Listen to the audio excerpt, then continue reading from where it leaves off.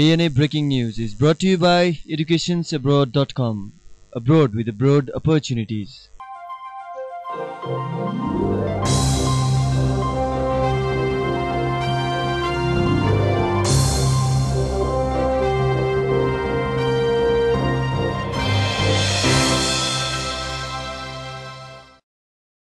केही दिन अघि एक नेपाली पत्रिकामा अन्तर्वार्ता दिएर चर्चामा आएका राजा ज्ञानेन्द्रले फेरि जापानबाट प्रकाशित हुने एक दैनिकलाई अन्तर्वार्ता दिएका छन्। जापानबाट प्रकाशित हुने योमिउरी दैनिकमा अन्तर्वार्ता दिँदै राजा ज्ञानेन्द्रले अन्तरिम संविधानमै गणतन्त्र लेखेकोमा कडा आपत्ति जनाएका छन्। राजतन्त्रको फैसला गर्ने अधिकार सात दललाई नभई जनतालाई भएको बताउँदै उनले बहुसंख्यक जनताले अहिले पनि राजतन्त्र अत्यावश्यक भनेको धारणा राखेका छन्। गत सोमबार नारायणी राजदरबारमा जापानी पत्रकारहरूलाई दिएको अन्तर्वार्तामा राजा ज्ञानेन्द्रले केही राजनैतिक दलका नेताहरूले मात्रै राज्य व्यवस्थाको निर्णय गरेको कुरा प्रजातान्त्रिक नभएको बताएका छन्।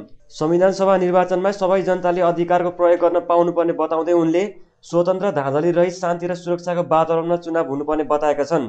उनले शान्ति सुरक्षा सिर्जना गर्न नसके चुनाव गर्न सम्भव नहुने धारणा व्यक्त गरेका छन्।